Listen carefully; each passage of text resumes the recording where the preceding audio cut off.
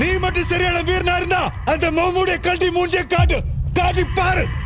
கர்ணங்கிற பேர்ல இந்த உலகத்தை நீ ஏமாத்தலாம். ஆனா எனக்கு தெரியும் நீ யாருன்னு. கதையா கேள்விப்பட்டிருக்க ஸ்காட்லாந்து கோஸ்ட பத்தி. ஆனா நான் அட்மையர் பண்ண ஆளுக்கு கட்ஸ் இருந்துச்சு. இப்படி முகமூடிக்கு பின்னாடி ஒளிஞ்சிருக்கேல, அந்த முகமூடியை நான் கழட்டி நீ யாருங்க எக்ஸ்போஸ் பண்ற. உன் நிஜ முகத்தோட ஒரு நாள் தாண்ட முடியுமான்னு பாக்குறேன்.